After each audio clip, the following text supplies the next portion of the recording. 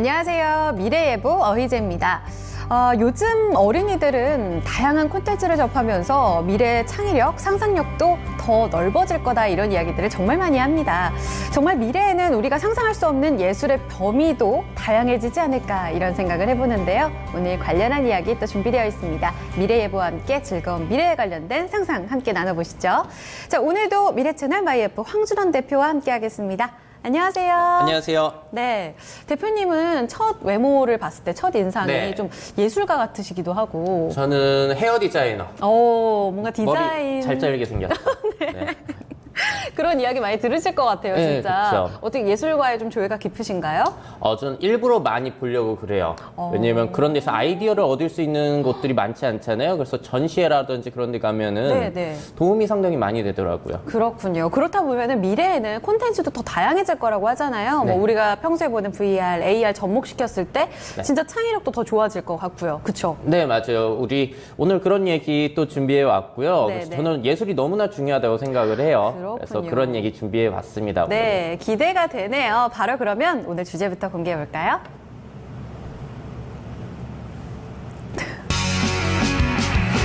예술과 기술의 콜라보레이션, 예술에 활용된 기술 베스트 5를 준비해봤습니다.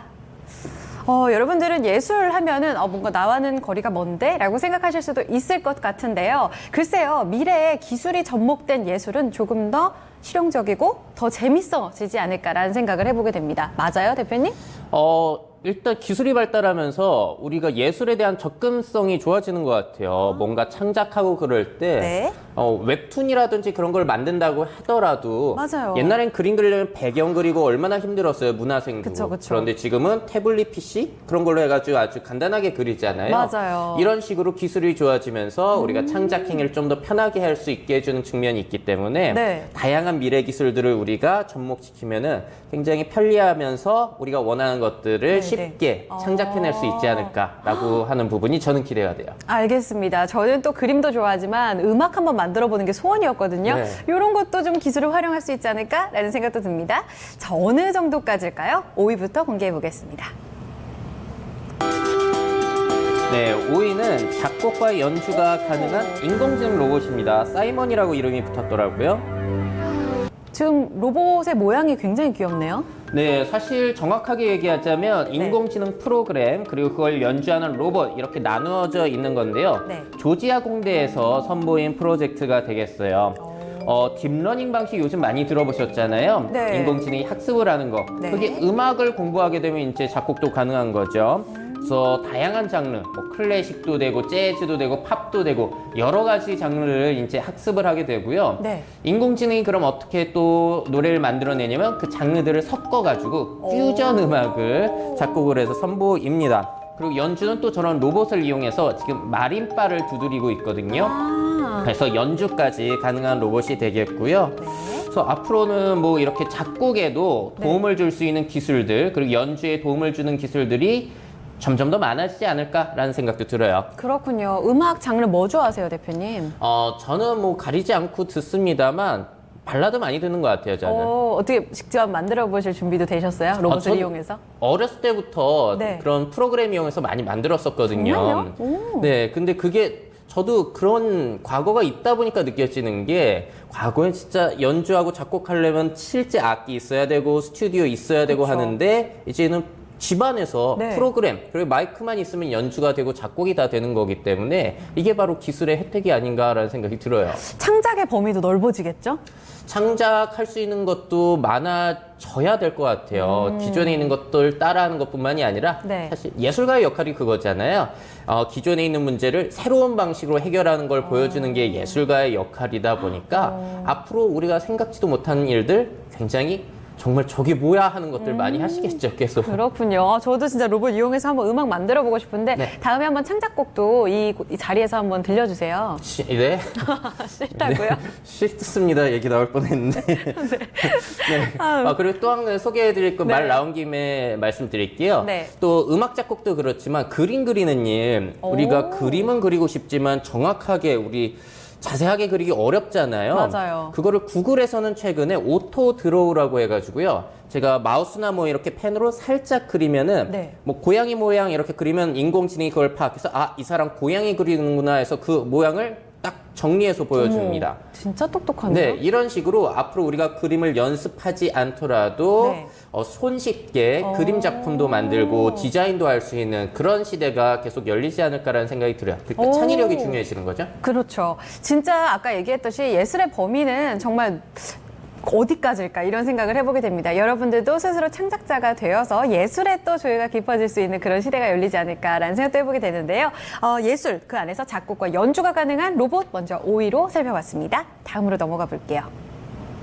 네, 4위는 3D 프린터를 활용한 거예요. 유아 대학살이라는 작품인데 3D 프린터를 이용해서 아주 환상적으로 탄생을 했더라고요. 어머, 이게 뭐예요? 저게 17세기 작품이라고 해요. 유아 대학살. 실제 작품을 보니까 저렇게 화려하거나 그런 모습은 아닌데 예. 작품 내용은 상당히 심각하긴 합니다. 이렇게 웃고 넘길 법한 그런 장면은 아닌데요. 네네. 3D 프린터를 이용해서 영국 예술가 2명이 6개월간 작업을 했다라고 해요. 근데 저게 돌아가면서 네네네. 애니메이션 효과까지 저렇게 나오고 있죠. 지금 실제로 그 대학살의 모습을 표현한 거죠? 네, 저게 돌아가면서 착시 현상을 일으키는 거거든요. 어머. 조트로프라고 하는 그런 기법을 이용한 건데 굉장히 신기하죠. 네. 저거 하나하나를 다 3D 프린터로 모델링 해가지고 출력을 한 거고요. 어머. 약 350여 개의 출력품을 이용했다라고 합니다. 회전을 하니까 정말 살아있는 듯한 그런 효과까지 해가지고 네. 우리 예술가들이 3D 프린터를 이용하시면서 좀 더 편리하게 작업할 수 있는 여건이 또 마련이 된 것 같아요. 그렇군요. 저 내용 자체는 상당히 좀 심오하고 네. 좀 무섭기도 하고 그런 내용이었는데 말씀하신 대로 이 조각이라는 게요. 사실 굉장히 어렵잖아요. 네, 맞아요. 근데 이게 3D 프린터가 도와준다고 하니까 굉장히 또 활용 범위가 넓어질 것 같다는 생각을 합니다. 정말요. 3D 프린터의 가장 좋은 점은 뭐냐면은 네. 세상에 없는 물건을 내 마음대로 만들어낼 수 있다는 거잖아요.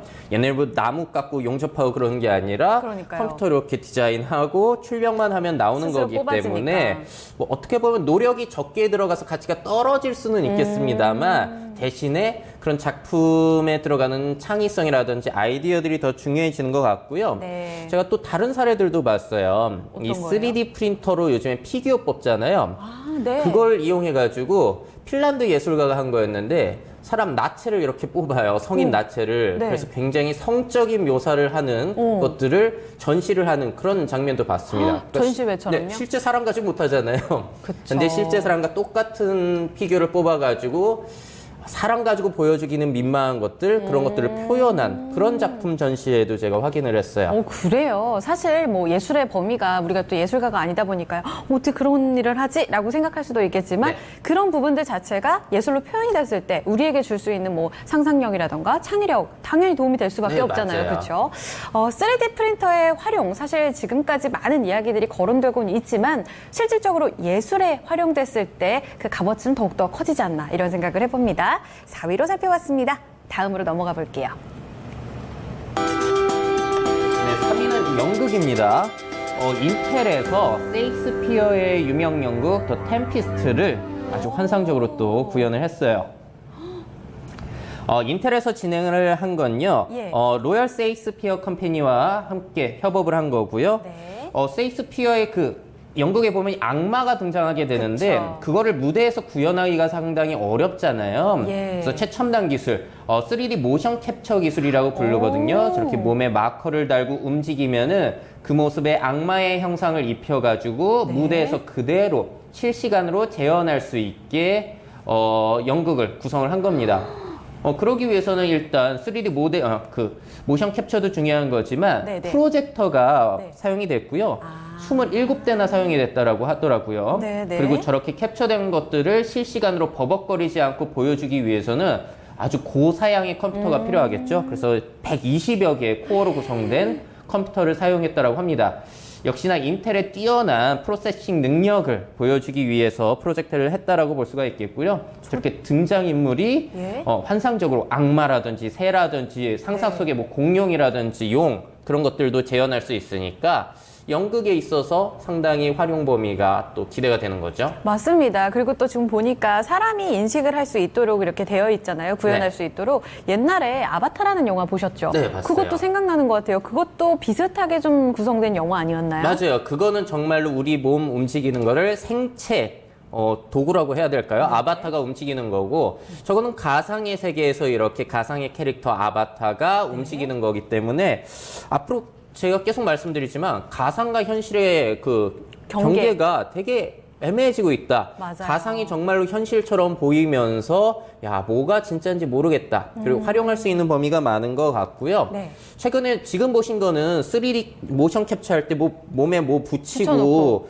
카메라도 특수 카메라 쓰고 그래야 되잖아요. 네네. 최근에는 그냥 일반 카메라로 찍기만 해도 네. 나의 움직임이 가상 세계 안에서 구현이 되는 3D로 구현되는 기술도 개발이 됐더라고요. 거기 진짜요? 중심에는 또 인공지능 기술이 들어갑니다. 아. 인공지능이 이미지를 분석하게 되면서 네. 저 사람이 저거는 팔이고 팔이 이렇게 움직이고 있구나를 파악을 하게 된 거예요. 파악하는? 그러니까 장비 자체도 이제 더 간편해지고 있더라고요. 그렇겠네요. 그래서 예술 쪽 그리고 우리 실생활에 우리가 하는 일들, 좋아하는 일들, 잘하는 일들에 써먹을 수 있는 기술이 점점 많아지고 있는 거죠.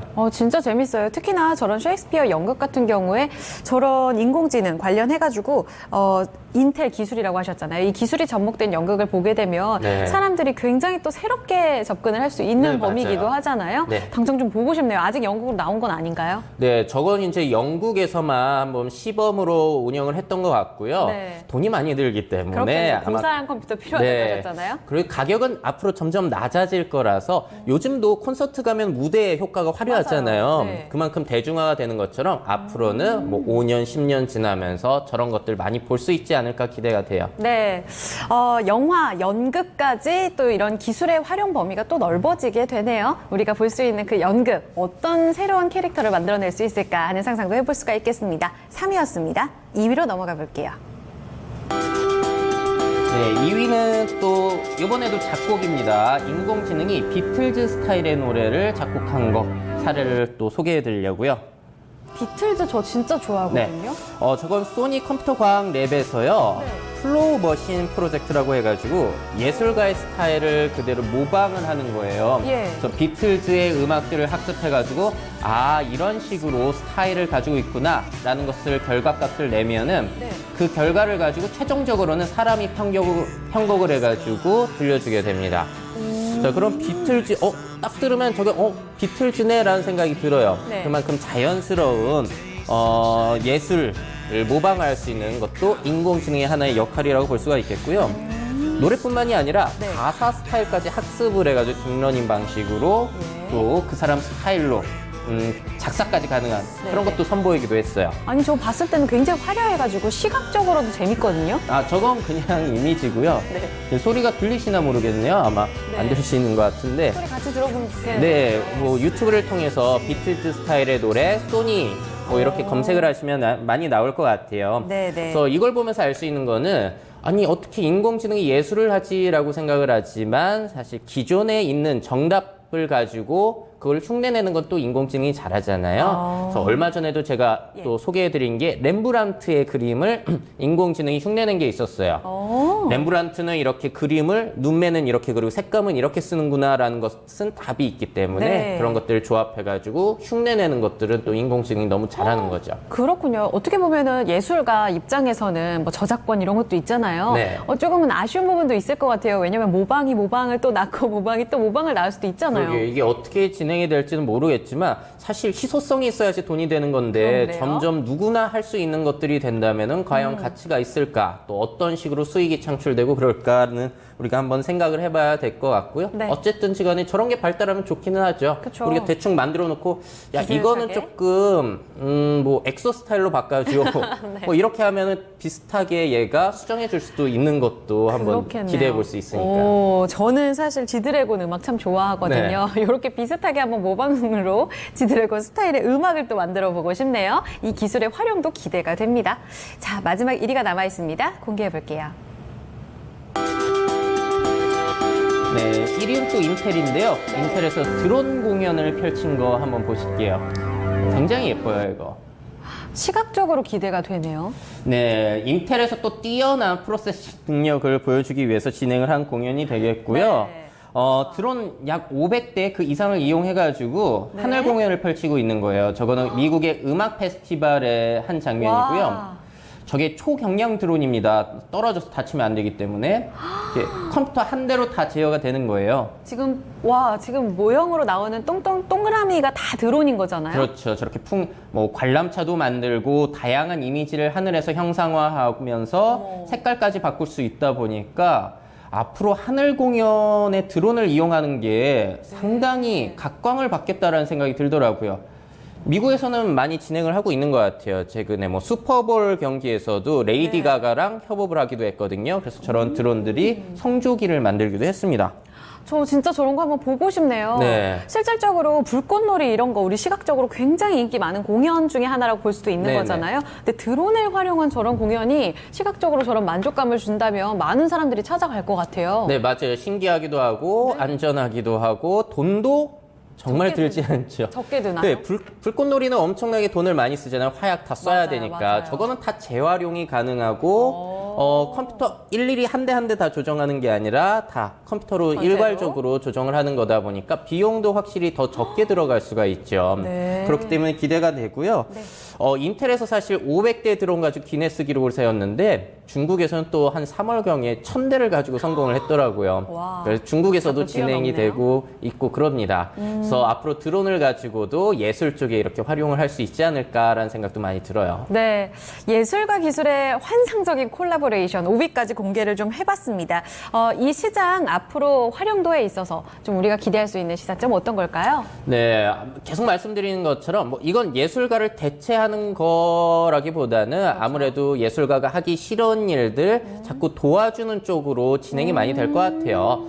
인공지능이 발달한다라고는 하지만 창의력 그리고 사실 사람이 하는 그 이상한 짓까지 따라하기는 아직까지는 무리잖아요. 그쵸? 그러다 보니까 우리의 조력자 역할을 많이 해줄 수 있을 것 같고요. 네네.